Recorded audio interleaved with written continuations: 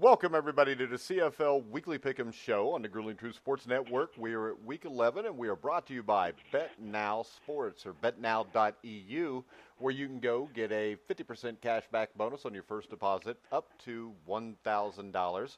I use promo code TRUTH50. You can also go to thegruelingtruth.com, click on the banner, use the promo code TRUTH50 to get that 50% cashback bonus.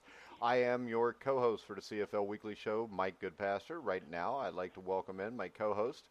First up, freshly back from a screwing by NAL officials, Brian Schmidt. How you doing, Brian? I'm good. Can we get an eyeglass or eye doctor sponsor for all officials in all leagues? Because I think we need it. It won't help. It's just the way it is. No, it won't help at all. You play football for a little while or coach it for a little while, you lose a game because an official screwed you. Then you got to sit there and say that it wasn't why. But from what I hear, it was. But next up, a man who won 4 Grey Cups. The officiating must have been much better than his games in the CFL. Help me welcome to the show, Robert Drummond. How you doing, Robert? Doing pretty good. But I'd say that first Grey Cup I lost when we were the American team in Baltimore and we lost the BC Lions. The officiating was horrible. Was that the 26-23 on the last second field goal? Yes. Okay. Look at that! The last second field goal kick to beat us, and it was terrible. It was so obvious, but hey, they made sure Canada kept the cup in Canada. Well, y'all took care of them the next year though, and didn't let it be close. Oh, we dominated them next year. We took the officials out of the game. Yeah, beat them by 2 or 3 touchdowns at least, if I remember right. Doug Flutie led Calgary Stampeder team. All right, so let's start off with another interesting week in the CFL. The Winnipeg Blue Bombers. Andrew Harris set a major milestone in the 32-16 victory. Harris finished with over 70 yards on the ground, which helped him set an all-time record for yards gained from scrimmage by a Canadian. Bombers quarterback Matt Nichols went 10 for 12, 179 yards and a touchdown. Of course, he was forced from the game with an upper body injury. But Winnipeg did what Winnipeg was supposed to do here. They came out, and after a close first half, Robert, they took care of this game, took control, dominated the third quarter. And you want to talk a little bit about Andrew Harris? As I said before, Andrew Harris is one of my favorite running backs, if not my favorite running back in the CFL. He's just a solid performer who shows up, week in and week out and just performs. He gets you the hard yards in between the tackles. He gets you the yards outside where he can take it the distance. He's just been a solid player his entire career, and hats off to him from one running back to another. He just does a great job, and he puts his team in a position to be able to go. It's a lot easier to be able to go second and short than it is to go second and long in the CFL. And when you put your team in that position by getting, 4 yards, getting 5 yards, getting 6 yards, top of a clip as a running back, it just makes the job so much easier for your quarterback. And he's a catalyst and that team really on the ground. And even catching the ball to the backfield, it really propels them and makes them, a much better team. And, my hat's off to him for a great accomplishment and good for him. Records are meant to be broken, and this young man has one now, or a milestone he's eclipsed, and, I just wish the best for him. All right, so Brian, the big question here is, what's Winnipeg do without Matt Nichols? They're going to be going with Chris Streveler, and their next 6 games, Winnipeg plays Saskatchewan 3 times, Edmonton, Hamilton, and Montreal.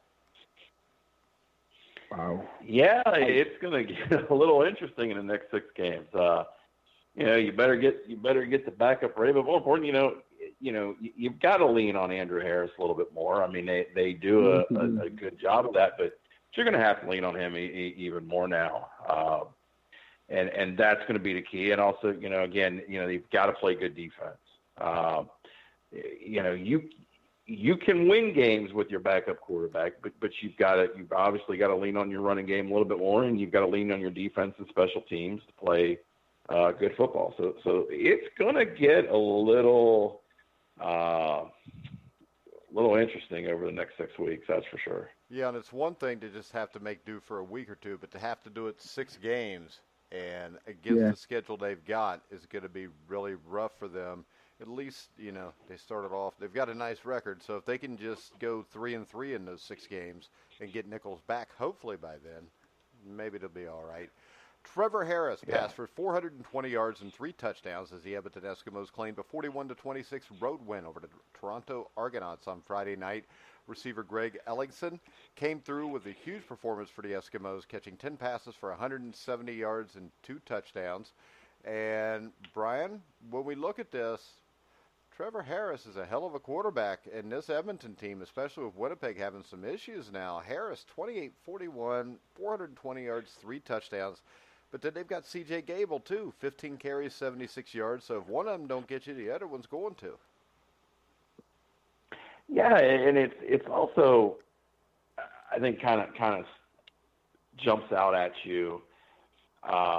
Winnipeg had Nichols and obviously Andrew Harris, but you look at Edmonton. Obviously, Trevor Harris, what he's done, but then you also have able to hand the ball off to C.J. Gable. I mean, it just shows that yes, CFL is a passing league, but having that running back that can do some things, it just opens everything up. And obviously Robert knows a lot about that because, I mean, we saw that with the old Toronto team. So just being able to have that, I think, is such a key in the CFL. That's something that people don't really think about because it is a passing league, but having that running game is so key.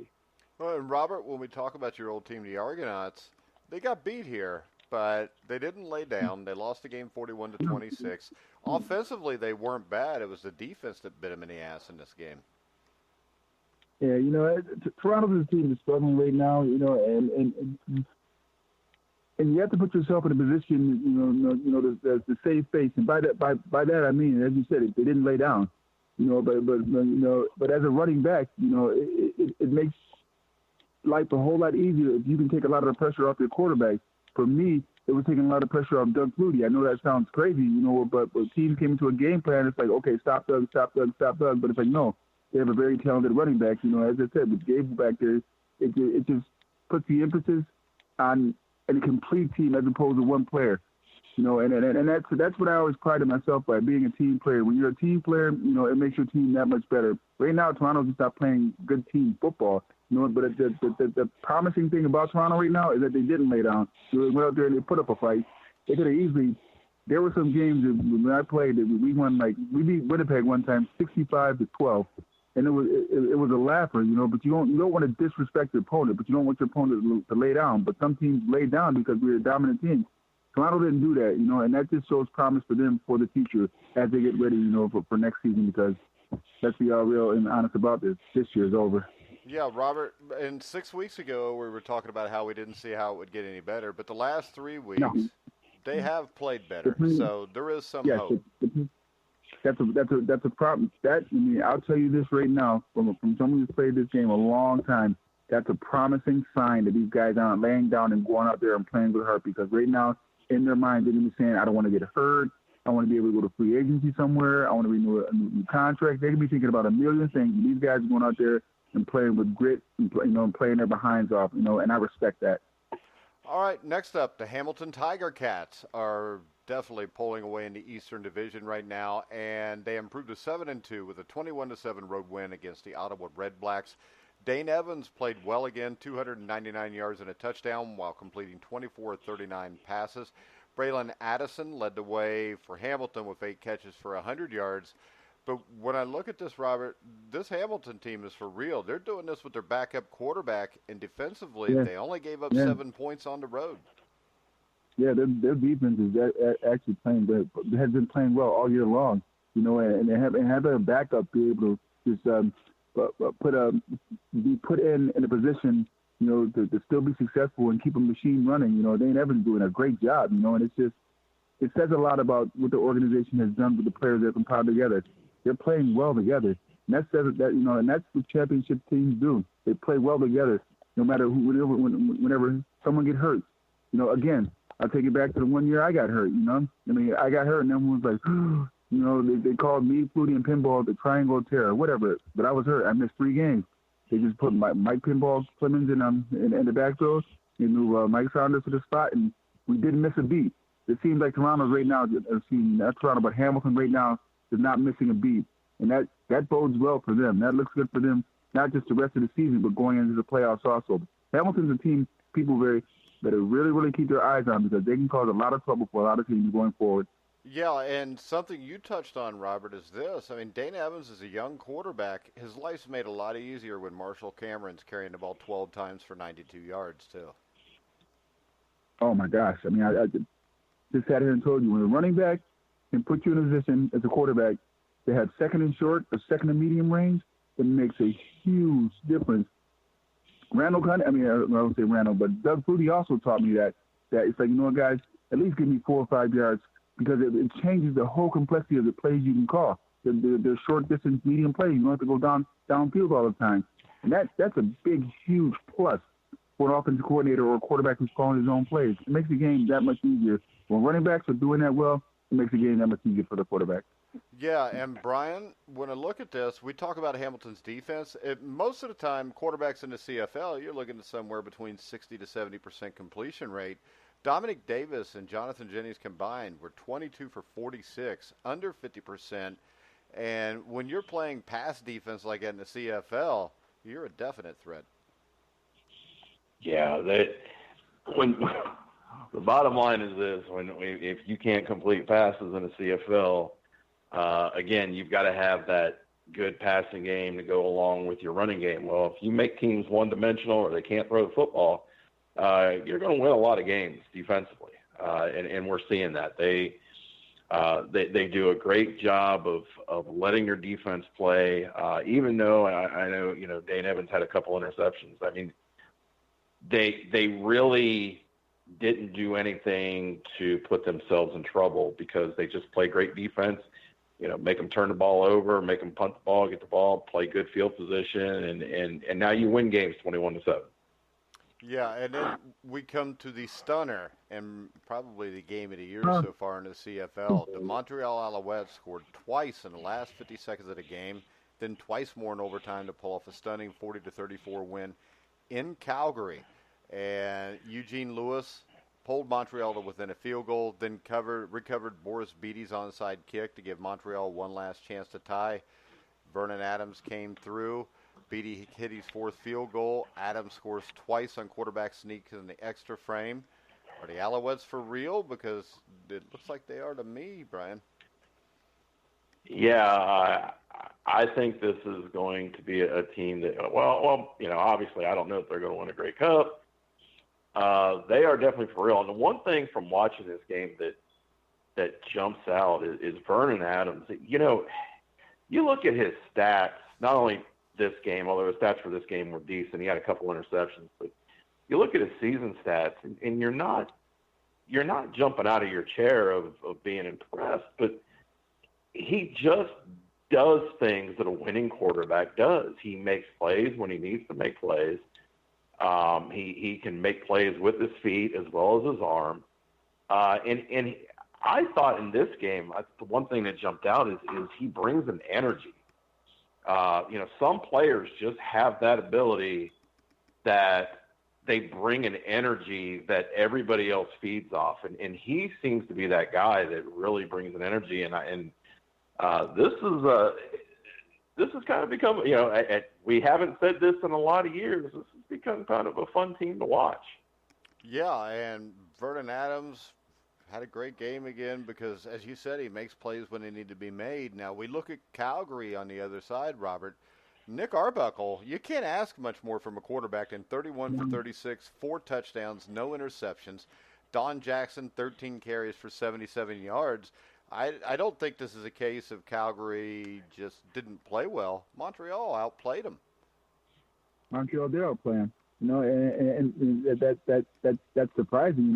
Montreal's a team right now that's playing with a lot of confidence. From the start of the year to where they are now, it's a night and day difference. Their team has all the confidence when it comes to sports, and not just football. Any sports. When you start getting confidence and you start understanding that you're capable of going out there and on any given day beating at the team that's, has great organization, has Grey Cups back-to-back, has, Hall of Fame players, blah, blah, blah, the list goes on. And you go out there and you play a tooth and nail with them, and you beat them and you outplay them, that gives you confidence in the season going forward. And right now, Montreal's a team to be reckoned with. The East, Hamilton's going to win the East, but Montreal's going to be a team that they should fear. Yeah, they're going to make the playoffs, and whoever they've got to cross over and play is going to have their hands full. Yeah, they're in for a team, a hungry team. Montreal's hungry right now, and they show it. They're playing like it. All right, guys, let's go ahead and let's look forward to Week 11, which will start off with a great matchup in Edmonton on Friday night. The Winnipeg Blue Bombers will battle the Edmonton Eskimos. I'm going to go with Edmonton just because of the quarterback issues, and I think that even without the quarterback issues, I would go with Edmonton here, Brian. Yeah, I agree. I'm going with Edmonton. They seem to be playing complete football. I would be a little bit more, if you didn't have the quarterback injury situation with Nichols, I'd be a little bit more going, maybe it's a little bit closer to a toss-up. But I think at this point, I think Edmonton is clearly going to be the better team. All right. Robert, do you agree or disagree?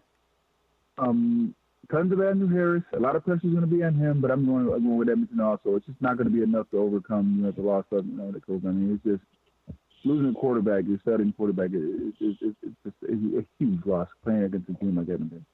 All right, next up we got the Ottawa Red Blacks, Robert, traveling to Saskatchewan to play the Rough Riders.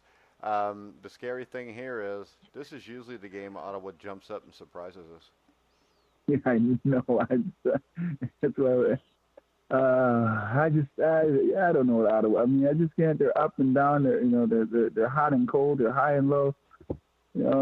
I'll go with Ottawa. Just the simple fact that they'll probably have an on week this week. All right, Brian. I'm going to go with Saskatchewan. Ottawa, the inconsistency just kills me, and Saskatchewan at home. But I'm going to go with Saskatchewan. But I won't be shocked if Ottawa wins this because you just don't ever know what team you're going to get. Oh my gosh, that's their moniker. Jekyll and Hyde. Which team will show up? The great. It really is. Holy smokes! They've been like that for years. Yeah, but I think the difference is this: I don't think they're as good as they have been in the past. So I'm going to go with Saskatchewan. No, you are right about that. So I'm just going to go with that. I'm thinking right now that they're struggling off and on just because they're not very good. Where before it was unexplainable. I think it's easily explained now that I just don't think they're that good of a football team. Next up, we've got the Hamilton Tiger Cats, Brian, at the BC Lions. Yeah, you got to go with Hamilton here. Just an all-around better team and playing solid defense. They don't do anything to, generally speaking, they don't do anything to hurt themselves offensively. They play efficiently, and in my mind, I feel like Hamilton plays such good defense. BC is just a cluster right now. All right, Robert. Hamilton and a winner on defense. The defense will completely dominate. All right. I think Hamilton will just win it with offense, defense, and special teams. I just think they're better than BC. I mean, BC's got a big-time quarterback and small-time everything else, basically. Next up, the Montreal Alouettes at the Toronto Argonauts. Now, this was a game that we circled on the calendar like 2 months ago, Robert, just because of the interest to see who was worse. Now I think it's a game where I can just say I think we can all agree Montreal's probably going to win it. Yeah, Montreal's going to win this. Montreal's in the driver's seat right now, and they're enjoying the ride. They're playing loose. They're playing confident. They're playing, everyone's trying to figure out who they are, and they understand who they are, and that's huge in sports. People don't understand the psychology of a game. When you're the underdog and no one expects anything of you, it's so easy to play relaxed. When you play relaxed, you just go out there and you play free.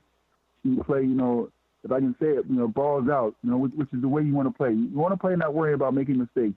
You won't make mistakes. You just go out there and you just play free and you play loose. And that's how Montreal is playing right now, and it's fun to watch.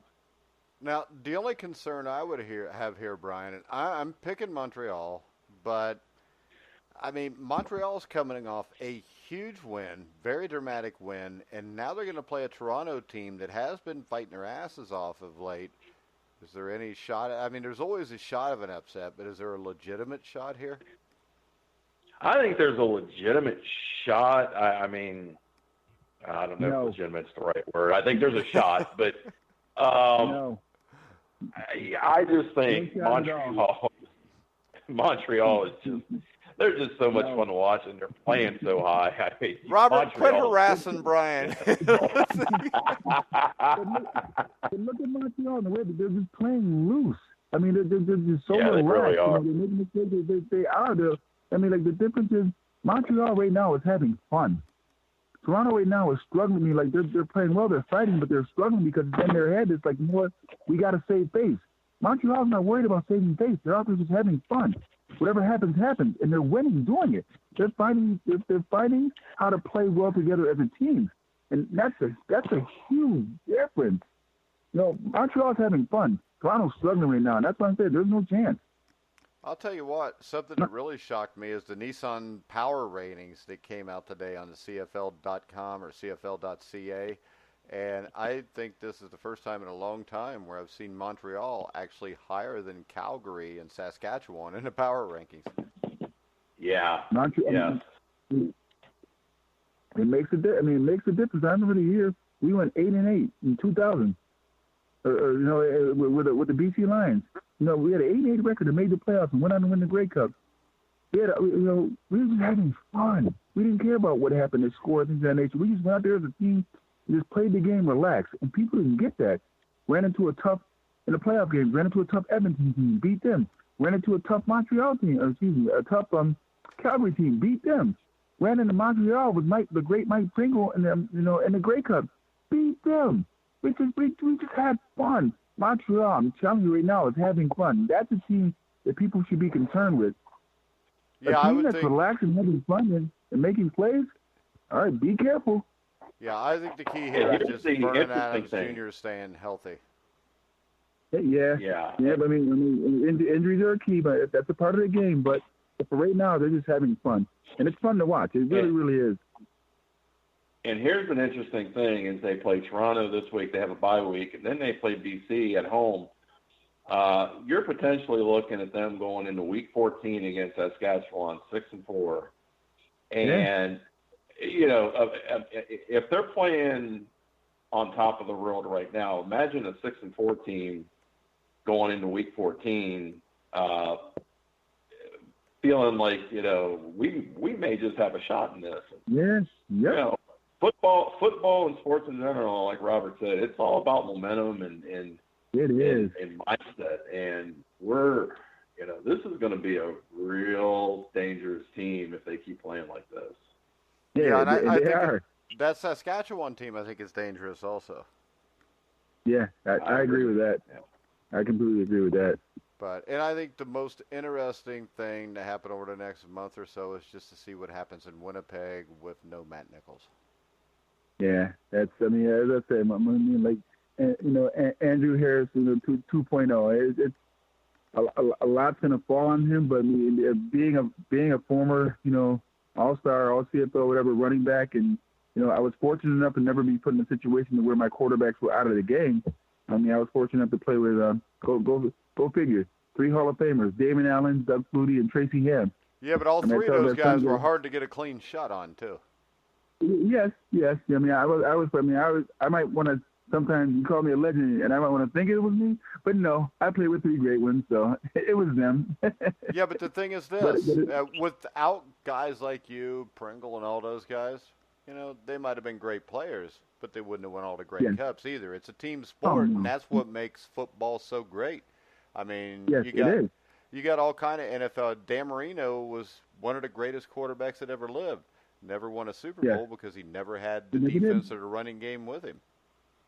No, he never did. It is a team sport. It's about finding. It's like a jigsaw puzzle. Finding the right pieces. The form of the puzzle to make it complete. If you don't have the right pieces in place, it's hard to make a complete puzzle. And that goes throughout the year. You might lose a puzzle here, you might lose here, but you have to find a way to adjust and adapt on the go. Right now it's about Winnipeg. They're going to struggle without their starter, and a lot of it's going to fall on Andrew Harris. They're expecting. They may not say it, publicly and vocally, but they're in the back of their minds, in their head, they're thinking, you know what, we got to lean on you now, because you're our leader, So it's going to be tough, and teams understand that, and they know that when they start keying him, it's going to be rough for him to get yards. So a lot's going to be expected from him, but a lot of teams know that already. So it's going to be interesting to see what happens. All right. And I got one more thing. One more thing for you guys, real quick. Montreal plays Toronto this week, bye week. Then they play BC. Then they play Saskatchewan. Week 15, they play Winnipeg. So when we talk about momentum, and we also talk about maybe having a break in the schedule, good chance Matt Nichols probably won't be back for that game. So now you're looking at potentially going into Saskatchewan 6-4. You win that 7-4. You're going to face Winnipeg possibly without Matt Nichols. Now all of a sudden, wow, their potential to be 8-4. And I mean a lot can happen. I mean they could very well not happen. But you look at the way they're playing right now, and you look at the schedule. All of a sudden, you start really looking at this team, going, man, this potentially could be an 8-4 team by week 15. They're a team no one wants to play right now. I'll tell you that much. No, because they're hot. I mean, the coaches know that. I think in the mind, yes, as a former player, but I think in the mindset of a coach. They're a hot team right now, and they're a team as a head coach. I don't care who you are. I would not want to face right now because, damn it, they're going to give you 150% effort. And that's just not a few players. That's every player because they bought in whatever they're selling in Montreal. They bought into it, and they believe in it, and it shows in their play when they're on the field. And it's fun to watch, but it's not fun for the opponent. All right, guys. Next Wednesday night at 9, you can join us again for Week 12 of the CFL Weekly Pick'em Show.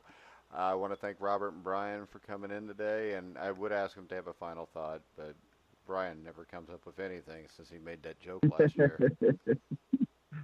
Yeah, you can't top that. So I think you could, but I'm not going to push it because you never know what I'll get if I do. All right, guys, we're going to wrap it up. I want to remind everybody to go check out our presenting sponsor, betnow.eu.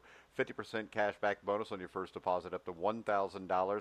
You can hear all of our shows on iHeartRadio, iTunes, TuneIn, Spreaker, Stitcher, Spotify, wherever you find sports podcasts, you'll find The Grueling Truth. So for Brian Schmidt, Robert Drummond, I'm Mike Goodpaster. You've been listening to The Grueling Truth, where the legends speak.